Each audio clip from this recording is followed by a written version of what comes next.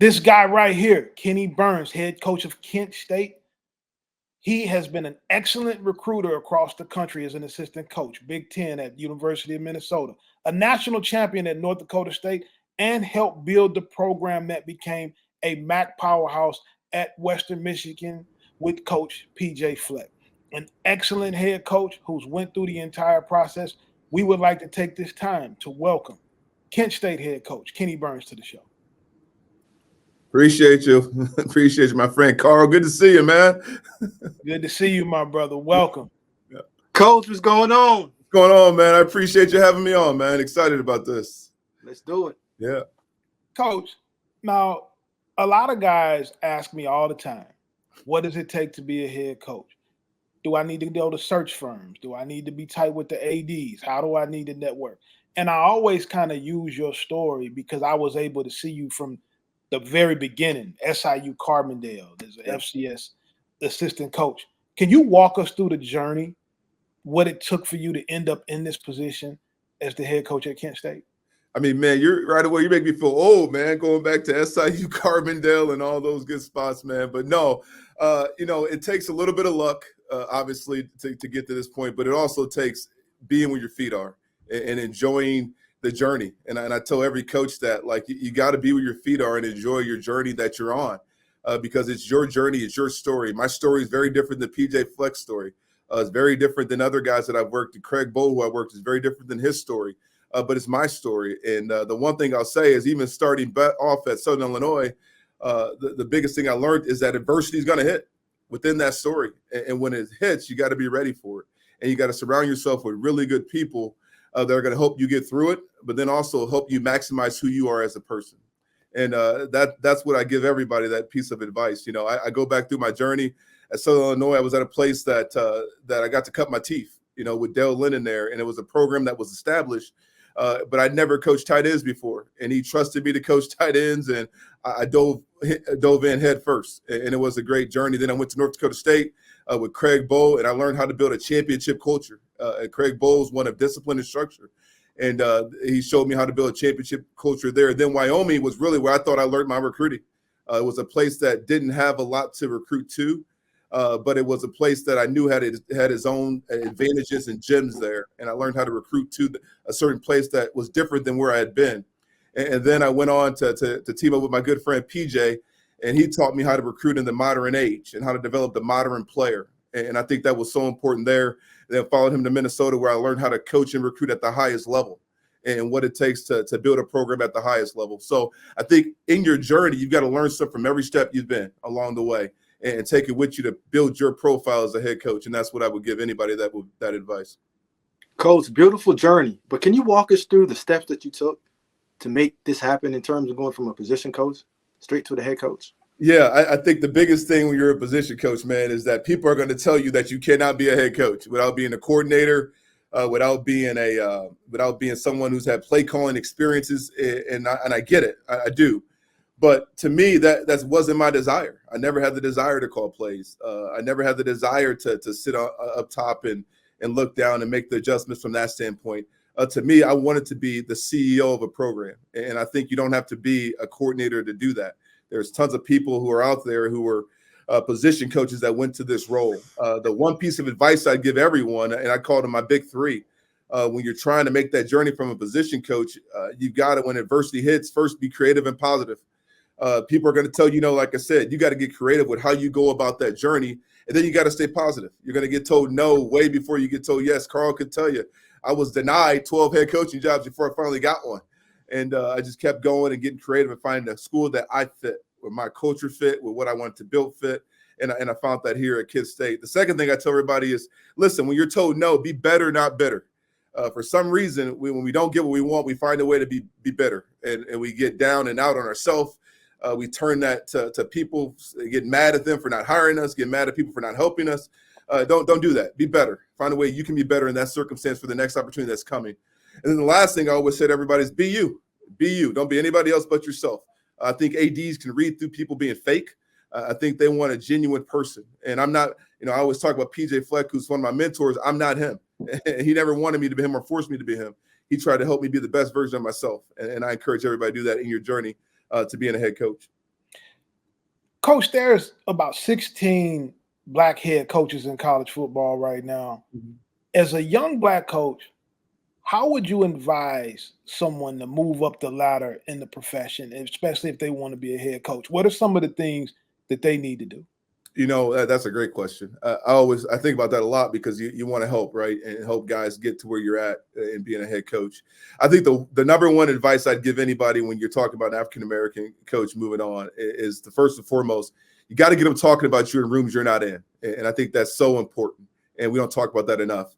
You got to, and I'm going to talk out of both sides of my mouth here. You got to be where your feet are, okay, and do the best job that you can possibly do where you're at, and get a name for yourself where you're at. But then you also have got to get people talking about you in rooms you're not in, meaning athletic directors, meaning your network, the people that you trust, people that know you inside and out. I was a guy who was blessed enough to go to the championship forum that the NCAA puts on, which allows African-American or minority head coaches to get around search firms and other people. And I think the more you can do that to where they're talking about you and guys are building their lists, ADs are building their lists and people are putting you on that list and you don't even know it, the better off you are. I always go by my story, Mark Coyle and John Cunningham. Mark Coyle's the AD at Minnesota and John Cunningham's the AD at Cincinnati. And both had a big role in me sitting right here as a head coach at Kent State. John Cunningham called Randall Richmond before this job was even open and said, there's a guy down at Minnesota I think you need to get to know. And his name's Kenni Burns. He's a good guy. He's got a great vision, and I think he's ready. And that was because of a relationship I had built with John over the years. So I tell everybody to get them talking about your rooms you're not in. Coach, you're known as one of the better recruiters on the recruiting trail. I would say Keen that. eye for talent, Coach. I'm telling you, when I was on the trail as one of the young coaches, Coach, your name rings bells in high schools and in buildings. There's a reason why you are where you at. Carl and was also have the ability. By the way, Carl was. I went to his school every year. I could barely get any players out of there. He always told me what I could do better. But no, I'm just joking. Go ahead. But no, Carl was being selfish and only trying to give who he wanted to give the players to. You and I both know, Coach. You and I both know in the recruiting world, head coaches give the players who they want to give the players to. Yeah. And Carl had his little Rolodex of teams, and he went through and he checked and said, "Okay, I'm gonna send him over here to Clemson. I'm gonna send him there," and that's what he did. But Coach, your ability to evaluate talent at the MAC level is always something that you have to do in order to bring your team and develop your team in terms of developmental players. Now, Carl and I talk about it all the times, and how are MAC schools going to just retain these players? So getting the players in your building, how are MAC programs going to retain the players and not allow them to get poached? Sure. I always talk to, I think at the MAC, the ticket in the MAC that nobody talks about, what I think the great MAC teams do, and I think we did at Western Michigan, I was there, and we're starting to do that here, is the first thing we talk about recruiting. I don't want my coaches to be the best recruiters. I think that's one aspect of it. Sure. Everybody wants to be the best recruiter. But what we've got to do a great job of, we've got to be the best evaluators. Okay. At Kent State, you've got to be able to find people and find recruits that maybe someone's missing, a diamond in the rough, where you just out evaluated. You said this kid has more intangibles than this kid. And over time, after I coach him, he could get there and he can become a BCS caliber player, which is really, really important to me. I'm a coach who embraces the new landscape of college football. I tell guys all the time, like, come to Kent State and we'll get you ready for the next step of your career. If it's the NFL, great. If it's going to a Power 4 school, great. But if you're leaving to go to a Power 4 school, that means you've done everything you possibly can at Kent State to help us win a championship, and they want you. And that's not a bad thing. When we talk about retention, it's different to me. I think the best way we can retain guys is by four different things. We call them care, love, commitment, and belief. If we can show a guy we care about him every single day in and day out, on and off the field, and it's genuine, because I believe real is rare. I think right now with all the filters of social media, it's hard to find real. So I said, we can care and be real with our players, we have a shot. If you can give them daily love, and love to us is sacrifice for them daily, your time, your energy, your effort, they'll value that. And then stay committed to their growth every single day when they're having a hard day or a good day. And then also showing them you believe in them. That's the only chance you have. You can check all four boxes and make it hard for a kid to want to leave the environment he's in. That's everything to us in trying to retain your players. But it is part of college football now, and we've got to embrace it every single day in what we're doing and understand it's a part of it. And if our best players are leaving, that means they did a lot for Kent State, and that's a good thing. And you've got to recruit to get depth behind them to get the next guy ready to roll. But it's college football, and again, it's part of the game now, and we're embracing it here at Kent State. Coach, I want to follow up on Smoke's recruiting question a little bit. I've been watching social media the last couple of weeks, and you've got some guys that are committing to your program. You had several commitments last weekend. How are you handling recruiting now in terms of high school versus transfer portal? Yeah, we want to be a massive high school team. I think with the bigger schools might be turning a little bit more of their attention to the Power Four, to the transfer portal. Sorry, the Power Four schools turning attention to the transfer portal. I think for us, we're getting a caliber of high school player that maybe we couldn't got 4 years ago, and our coaches are diving into that. And look, right now we've got, I think, the highest rated recruiting class in the MAC on multiple different services, and I think it's because our guys are out here getting a really good caliber of players and building relationships with them. I think the biggest thing for us is, again, stay true to who we are. And us at Kent State will never have the biggest facilities. We'll never have the biggest NIL deal, but we can have the best experience for a student athlete. And I think if you ask our players why we retain so much this year is because the guys enjoyed their experience here and what we're offering them here as they grow and develop through this landscape of college football.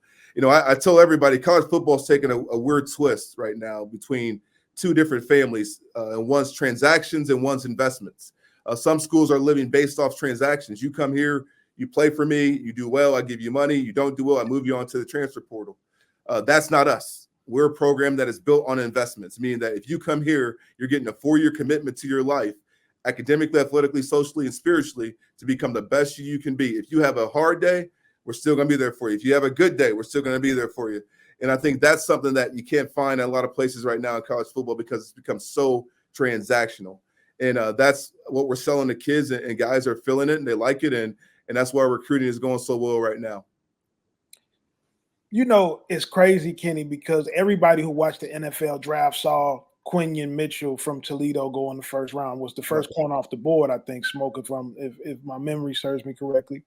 Ben Roethlisberger was at Miami of Ohio, Antonio Brown at Central Michigan.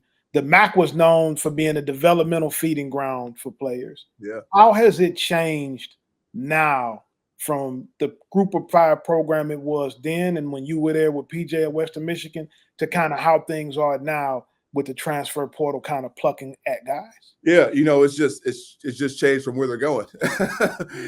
Before those guys were going to the NFL, I had Corey Davis at Western Michigan, the one that comes to mind for us. He had a great career, was the 5th overall draft pick when we were there. But now guys they're leaving to go to bigger programs, and it's just different from that standpoint. But there's still guys like the kid at Toledo that believed in something, that stayed true and loyal and enjoyed this experience and stayed there. So you still find both. And I think that's all we can control right now as coaches. When they're here, how can you get them to be the best version of themselves? You can't dictate if they're going to transfer one day or not. If they do transfer again, they've done everything they can for your program and someone else wants them. If they stay, you get them to the NFL, then you've done everything for that kid and got them to the next phase of their life. But I think the kid at Toledo showed you is you can still get there from the MAC. They'll find you. You don't have to go chase it from somewhere else. And that's what we told our guys. We use that story in our locker room all the time, that you don't have to go anywhere to be a first-round draft pick. You can stay right here in the MAC and get there. But to me, they're just leaving for a different venue is what I say. They used to leave for the NFL. Now they're leaving to go to the Alabamas of the world, the Wisconsins of the world, the Minnesotas of the world. So, again, if they're leaving, though, I always say this, they're doing something right for you.